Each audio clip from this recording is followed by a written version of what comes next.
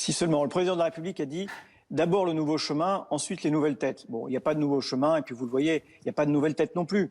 Ce sont déjà deux affidés d'Emmanuel Macron, dont vous venez de citer les noms, et dont on ne peut pas dire qu'on les ait beaucoup entendus ces trois dernières années au gouvernement.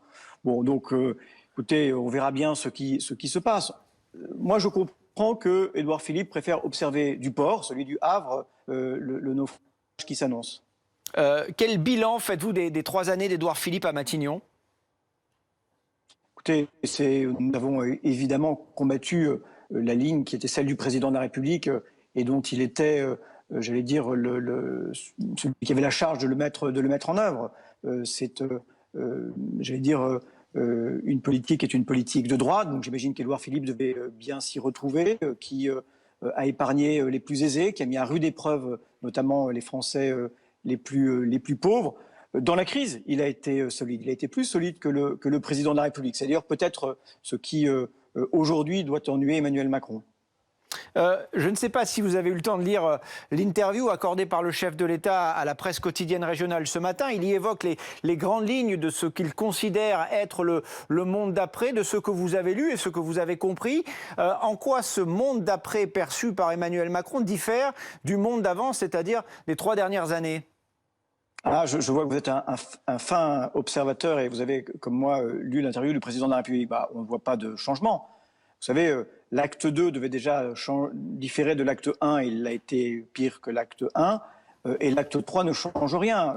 Quand le président de la République ne remet pas en cause une assurance chômage qui, en temps normal, fait déjà 40% de perdants. Quand il a, alors que des milliers de personnes perdent et vont perdre leur emploi, l'outrecuidance de dire qu'on a une préférence pour le chômage, quand il remet sur la table ce qui a divisé l'ensemble des Français, c'est l'assurance chômage, qui est une mauvaise réforme, mal préparée, dont plus personne ne veut, pas même la CFDT qui pense qu'il faut se concentrer sur la seule chose utile, c'est la crise, l'emploi, la lutte contre les inégalités et pour la justice, et la question climatique.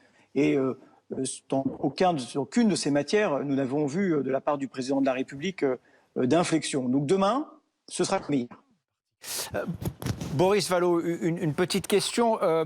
Vous savez que le nouveau Premier ministre sera nommé dans les prochaines heures. Ce sera probablement aux alentours de 15-16 heures. Quel type de profil à ce poste? On a beaucoup parlé d'écologie ces derniers jours, avec notamment évidemment les propos du chef de l'État concernant la conférence citoyenne pour le climat. Après, évidemment, les résultats du deuxième tour des élections municipales. Est-ce qu'un ou une Premier ministre écologiste, à Matignon, ce serait une bonne idée? Mais qu'avez-vous entendu de concret dans la bouche du président de la République, qui est celui qui est le chef d'orchestre et qui écrit la partition? Qu'avez-vous entendu dans ses propos qui laissent à penser qu'il y aura une inflexion majeure? Moi, je n'ai rien entendu de précis dans ce qu'il a dit devant les 150 citoyens. Je n'ai rien lu de plus précis dans l'interview qu'il a donnée à la presse quotidienne régionale aujourd'hui. Et donc, je veux dire, le problème est d'une certaine manière la ligne du président de la République lui-même. Si ni lui ni sa ligne ne change, comment voulez-vous que le reste change? Vous savez, dans les propositions de la Convention citoyenne, il y a beaucoup de propositions que nous soutenons. Et certaines convergent avec des propositions que nous avons faites pas très tard. En décembre dernier à l'Assemblée nationale, sur la rénovation thermique du bâtiment, par exemple, avec une prime climat pour massifier les chantiers, ça a été balayé en 45 minutes par la majorité et le gouvernement. Alors écoutez, vous savez, il faut un passage à l'acte. Le président de la République a dit le cap que j'ai fixé il y a 3 ans est le bon. Il invente le virage en ligne droite. Expliquez-nous, Boris Vallaud, sur un plan peut-être un peu plus politique, à quoi sert pour vous, évidemment, ce remaniement? Écoutez, j'allais dire, c'est presque un exercice de style, une figure imposée après une débâcle électorale telle que celle que le parti présidentiel a vécue, après la poussée de l'écologie municipale, qu'elle soit portée par des candidats socialistes ou des candidats d'Europe Écologie Les Verts. Il faut, à tout le moins, donner le sentiment qu'on a entendu les Françaises et les Français. Bon, vous avez compris la circonspection qui était la mienne. On aimerait être surpris. Mais à chaque fois qu'on nous a annoncé la surprise, qu'on nous a dit attention les yeux, vous allez voir ce que vous allez voir, on n'a pas vu grand-chose. Eh bien, nous serons fixés peut-être en milieu d'après-midi. Merci Boris Vallaud. Merci d'avoir pris le temps de répondre à nos questions en direct ce matin dans le live BFM. 2 images à vous montrer. La première, ce sont des cartons amenés, vous allez le voir, vers l'hôtel de Matignon. C'était il y a quelques heures, c'était en milieu de matinée. Voilà, le déménagement se précise pour le Premier ministre, mais aussi pour ses collaborateurs. Certains d'entre eux vont évidemment continuer de travailler à Matignon. D'autres, évidemment, vont quitter cet hôtel et les services du Premier ministre. Autre image, vous allez le voir, on se prépare à la passation de pouvoir en quelque sorte avec ce tapis rouge qui est installé. Et puis voilà, c'est comme ça que les choses se préparent. Il y aura un échange de discours, de mots, les derniers mots du Premier ministre à toutes ses équipes, ceux qui ont travaillé avec lui depuis 3 ans. Ruth Elkrieff, c'est important ces passations, c'est important qu'elles se déroulent dans la concorde. Est-ce que c'est toujours le cas d'abord? Non. Non, parfois il y a des passations de pouvoir assez fraîches. Hein. Il y a parfois des moments. Alors, je pensais plutôt à l'Élysée, en l'occurrence quand François Hollande et Nicolas Sarkozy, quand Nicolas Sarkozy a laissé la place. Alors là, a priori, Emmanuel Macron reste à l'Élysée. Alors là, ce serait la grosse surprise du jour. Non, bien sûr. Dans les passations de pouvoir un peu fraîches, c'est celle qui me revient à l'esprit qui a été la plus fraîche, je veux dire. Non, en général, je pense qu'à Matignon, même quand c'est un autre parti.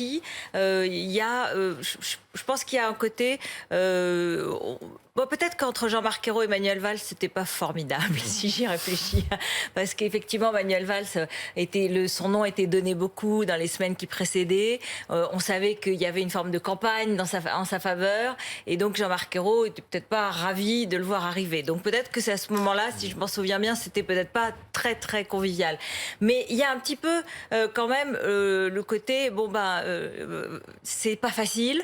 Donc là, c'était pas facile. Et je te laisse pour passer des moments qui ne seront pas faciles. Parce qu'être à Matignon, c'est vraiment passer des moments difficiles. C'est le contrôleur aérien, l'aiguilleur du ciel de tout ce qui se passe à chaque instant dans le pays et parfois aussi à l'étranger, quand des Français sont en difficulté à l'étranger, quand il y a des choses malgré tout. Donc c'est un poste extrêmement complexe, difficile, qui demande une attention pas quotidienne, mais minute par minute, seconde par seconde, une tension permanente. Et c'est vrai qu'Édouard Philippe n'a jamais fait transparaître cette tension, n'a jamais montré, sauf cette barbe blanche qui est arrivée ces dernières semaines, mais c'est vrai qu'il a eu une forme d'impassibilité dans le rôle qui était assez intéressante, assez notable, et c'est parfois extrêmement épuisant nerveusement et de toute façon c'est une responsabilité très très très très lourde. Une forme de flegmatisme oui. Illustrée par Édouard Philippe et visiblement apprécié par les Français puisque on le redit, on le répète, mais c'est important parce que c'est rare. Il quitte Matignon avec une popularité assez exceptionnelle, entre 55 et 60% d'opinion favorable. Ça n'arrive pas souvent. Jérémy Brossard, j'aimerais avec vous qu'on fasse un petit bilan de ce qu'il a réussi et de ce qu'il a raté, Édouard Philippe à Matignon.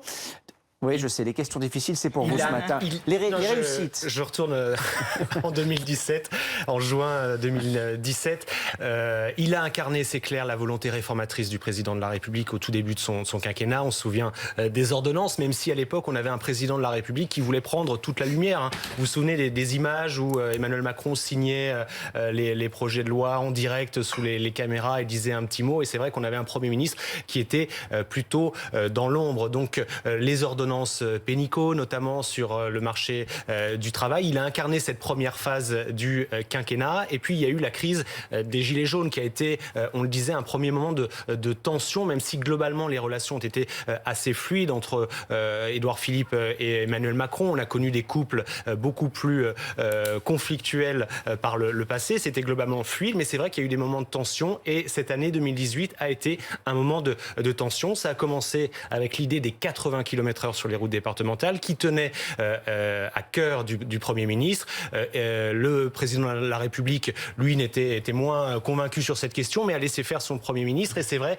que ça a commencé à créer une forme de colère dans l'opinion, dans le pays, dans le pays profond. Et ensuite, sur la taxe carbone, on le disait, Ruth Elkrief le disait tout à l'heure, là, effectivement, il y a eu un Premier ministre qui s'est un peu arc-bouté sur cette taxe carbone et qui n'a pas senti peut-être le pays, ou n'a pas vu monter la colère des Gilets jaunes. Et ça a été la première crise importante. Pour faire vite, pour la suite et la fin, sur ces 3 ans et 10 ou 11 jours de présence d'Édouard Philippe à Matignon, il y a aussi la question des retraites. C'est vrai qu'il a fait face à une mobilisation très forte. Ça nous paraît il y a une éternité évidemment aujourd'hui, mais c'était il y a 6 mois, avec un pays bloqué, des trains, des métros, des trams à l'arrêt. Inflexible là aussi sur l'aspect, on va dire, budgétaire de la réforme, ce qui a pu aussi crisper. Et au final, ces 6 derniers mois, vous l'avez dit, il a bénéficié d'une popularité record parce que les Français considèrent qu'il a été solide dans la crise du Covid. Et c'est sans doute la raison pour laquelle il est important aujourd'hui pour Emmanuel Macron de ne pas l'humilier, en tout cas de le remercier. On insiste beaucoup à l'Élysée sur le caractère chaleureux, la confiance, la loyauté, parce que c'est quelqu'un de très populaire et il faut qu'il sorte par le haut, sinon les Français pourraient ne pas comprendre pourquoi aujourd'hui Emmanuel Macron, moins populaire que le Premier ministre, s'en débarrasse ou en tout cas lui demande de retourner au Havre. Ruth Elkrief, cette popularité record dont parle Jérémy Brossard, est-ce qu'elle a posé problème à Emmanuel Macron? Est-ce qu'on le sait, ça? Je n'ai pas d'informations particulières, mais on peut imaginer que pour les observateurs de la vie politique, quand ils voient un Premier ministre très haut et un président un peu moins haut, ils se disent c'est pas très bon pour le Premier ministre, paradoxalement. Voilà, parce qu'effectivement, le président peut prendre ombrage d'une trop grande popularité, parce que c'est quand même lui, encore une fois, qui prend les décisions majeures et il demande au Premier ministre de les exécuter au sens de les réaliser, de les mettre en musique, ce qui n'est pas rien, hein. Ce qui est de mettre en marche une administration, de contrôler. Bon, donc c'est une tâche très lourde. Mais la responsabilité politique au début et à l'arrivée, c'est-à-dire à chaque élection, c'est quand même celle du président dans notre système institutionnel. Donc un Premier ministre très populaire, c'est bien au début du quinquennat, mais quand on commence à approcher de la présidentielle et que le président est un peu plus bas et qu'il veut se représenter, ça complique les choses. Oui, ça complique les choses. Elle a la mairie du Havre dans son dos, la maire devant elle. Perrine Vasque est sur place ce matin pour le live BFM. Le Havre qui se prépare à accueillir son futur et nouveau maire. Oui, absolument. Et avec Maxime Deveau, ce matin, nous nous sommes promenés dans les rues du Havre pour connaître la réaction des Havrais et des Havraises sur ce retour de l'enfant du pays. Alors, majoritairement, ils sont satisfaits de voir Édouard Philippe revenir au Havre, même si pour eux, la France perd un grand Premier ministre. Mais en revanche, nous en avons trouvé tout de même qui ne sont pas contents de le voir revenir, des électeurs de Jean-Paul Lecoq, le concurrent communiste à Édouard Philippe, qui ne sont pas forcément satisfaits de voir Édouard Philippe revenir au Havre. Mais dans la grande majorité, ils sont satisfaits. Alors du côté des réactions officielles ici au Havre, l'équipe municipale de la mairie que vous trouvez juste derrière moi ne souhaite pas faire de commentaires pour l'instant. En revanche, j'ai pu m'entretenir avec l'une de ses proches dans ses équipes dès ce matin, très tôt ce matin, qui me disait avoir un sentiment partagé parce que oui, elle est heureuse de retrouver Édouard Philippe au Havre, mais en même temps, elle craint un petit peu l'atterrissage du Premier ministre ici au Havre.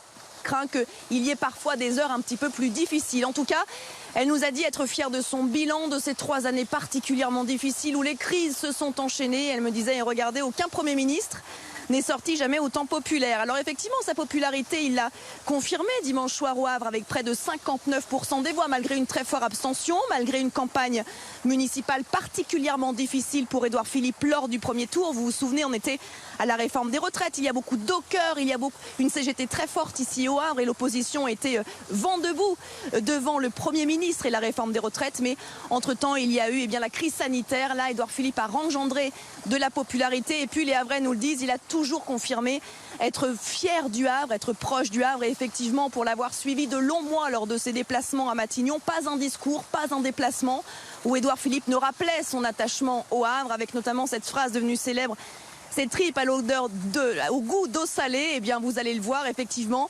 d'ici peut-être dimanche matin, lorsqu'il va être élu maire du Havre ici à 10h dans la mairie. Eh bien, de la mairie, on voit la mer juste en face. C'est donc le retour de l'enfant du pays ici. Merci Perrine, et je peux vous garantir qu'on y sera à 10h, BFM TV évidemment au Havre pour suivre tout ça et vous le faire vivre en direct évidemment. Pierre-Alexandre Anglade, Édouard Philippe, ce sera un bon maire du Havre? Ah bah oui, ça a été un très grand Premier ministre, donc ce sera forcément un très bon maire du Havre. Il a mené, avant d'être Premier ministre, une action importante pour sa ville, qu'il a beaucoup modernisée, et il va pouvoir poursuivre cette action. C'est important pour notre majorité aussi d'avoir de très grands élus locaux, et c'est le cas avec la réélection d'Édouard Philippe au Havre, c'est le cas avec Gérald Darmanin à Tourcoing, c'est le cas avec François Bayrou à Pau. Et donc, lorsque l'on dit qu'il n'y a pas d'implantation locale dans la majorité, eh bien ces quelques exemples viennent le contredire. Et moi, je suis convaincu que Édouard Philippe, s'il retourne au Havre, fera une action importante pour sa ville. Très bon Premier ministre, bon maire du Havre. Est-ce que ça ferait un bon candidat pour 2022, Édouard Philippe? Écoutez, on n'est pas du tout dans cette configuration-là. Il y a un président de la République qui a été élu en 2017 pour appliquer un programme qui va le mener jusqu'au bout. Et moi, je suis convaincu que la crise que l'on vient de vivre et que nous sommes encore amenés à vivre dans les semaines et les mois à venir avec une situation économique et sociale qui va être extrêmement difficile, en particulier à la rentrée, appelle des réponses fortes pour les 2 années à venir et qui exigera vraisemblablement une action poursuivie dans le quinquennat qui suivra. Avant de voir qui pourrait remplacer Édouard Philippe à Matignon, une question pour tous les deux, Jérémy Brossard, Routel Krief. Est-ce que c'est un risque, finalement, pour Emmanuel Macron, un risque politique évidemment, de se séparer d'un Premier ministre qui est populaire et qui potentiellement pourrait se porter candidat dans 2 ans à une élection présidentielle? On ne dit pas que c'est le cas, évidemment, mais l'hypothèse, évidemment, est discutable. Aujourd'hui, lorsque vous parlez comme ça ces dernières semaines, lorsque vous évoquiez ces hypothèses-là à Matignon, il y avait la réaffirmation d'une loyauté totale et personnelle. C'est-à-dire que c'est la construction d'un homme. Ça, c'était avant 9h38. Je suis d'accord. Voilà. Et c'est pour ça que ce que nous vivons là maintenant, c'est important. La façon dont cela se passe. La manière, ça n'est pas François Mitterrand qui nomme Michel Rocard et qui dit, vous verrez, dans 18 mois, il sera transparent, et qui, quand Michel Rocard part, il dit, je suis viré. C'est pas ça. Vous voyez, on voit bien qu'il y a une autre façon, comme Jean-Marc Ayrault et Manuel Valls, où il y a une forme d'amertume, parce que François Hollande ne dit même pas à Jean-Marc Ayrault qu'il voit un lundi matin, il ne lui dit pas les yeux dans les yeux qu'il va partir et qu'il va le remplacer par Manuel Valls. Donc il y a des choses comme ça qui sont très dures à avaler et qui créent une amertume, qui créent des relations compliquées. Ce que veut réussir l'Élysée aujourd'hui, c'est une vraie séparation à l'amiable, avec du respect, de la courtoisie, une reconnaissance du travail accompli. Mais c'est un départ, oui. Or, on savait que finalement, Édouard Philippe voulait rester. Donc, qu'est-ce qui peut se passer dans 1 an si Emmanuel Macron ne réussit pas, s'il ne remonte pas dans les sondages, s'il ne réussit pas à retisser un lien personnel avec les Français, s'il est en difficulté, et enfin, tout est possible. On l'a vu, d'autres jeter l'éponge, c'est sûr. Et on sait, et celui qui le sait le mieux, c'est Emmanuel Macron. Puisqu'il l'a vécu et il a vu qu'il est intervenu dans un paysage politique absolument explosé, alors que personne ne l'attendait. Donc, à cette heure-ci, je dirais non, il n'y a pas de risque. Peut-être que dans les semaines qui viennent, dans les mois qui viennent, dans l'année qui vient, ça peut être différent.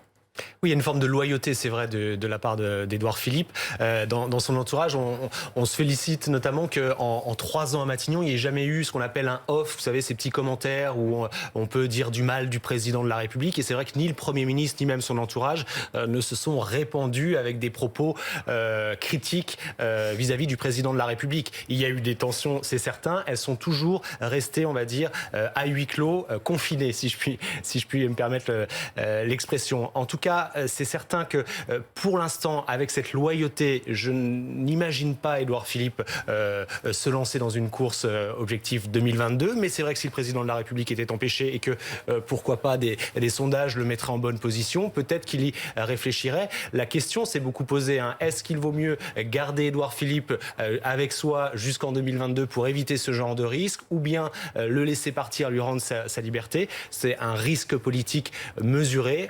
En tout cas, le choix a été fait de poursuivre avec un autre Premier ministre, encore une fois, pour mener la campagne présidentielle qui a déjà commencé. Et ça sera aussi l'un des objectifs du président de la République désormais. Et il sera nommé dans les heures qui viennent, probablement aux alentours de 15 à 16 heures. Ce sera à suivre évidemment en direct sur BFM TV.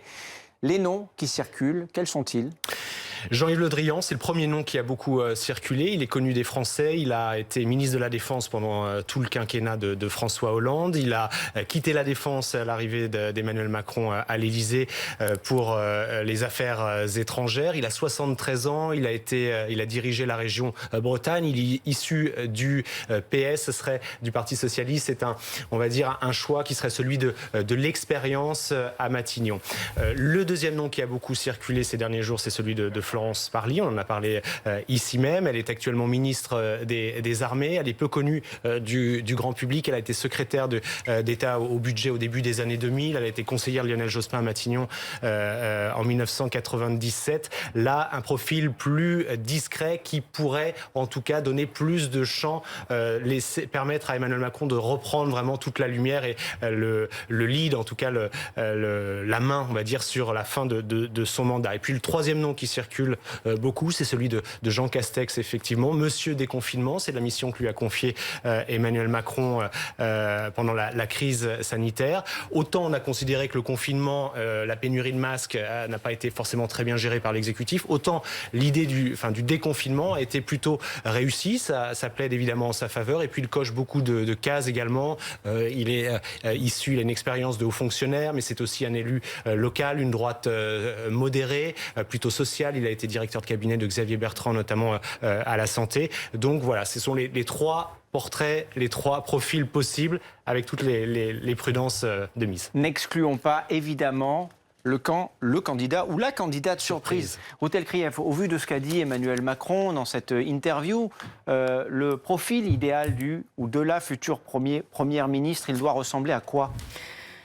Il doit ressembler à celui qui va accompagner une nouvelle étape. Alors c'est vrai qu'il a déjà parlé d'acte 2, maintenant c'est l'acte 3, et c'est vrai que l'acte 2, on n'a pas vraiment vu de différence. Donc en tout cas, c'est une nouvelle étape qui veut être marquée, parce qu'il reste 1 an et demi, parce que de campagne, je veux dire, pour l'arrivée vers l'élection présidentielle. Donc le profil du Premier ministre, c'est celui qui va permettre à Emmanuel Macron dans son esprit, de renouer avec sa promesse initiale, d'une forme d'agilité, de créativité, d'inventivité, et un peu en dehors des chemins habituels, et parce que la crise qui s'annonce est extrêmement dure, il le dit, et donc il va falloir être assez imaginatif et peut-être briser quelques tabous et quelques orthodoxies, notamment budgétaires. Donc le profil doit être aussi complémentaire, parce qu'Emmanuel Macron, on l'a vu, a un problème avec les élus locaux, avec la décentralisation, avec la déconcentration des pouvoirs, et il faut absolument qu'il y ait un Premier ministre qui parle aux élus locaux, qui parle et qui sache établir le lien. C'est quelqu'un qui doit avoir un profil social, effectivement, parce que ce tournant, il sera social obligatoirement, parce que le chômage et les vagues de chômage qui s'annoncent sont extrêmement violentes, extrêmement dures, et en même temps, c'est un homme qui doit rassurer, je dis un homme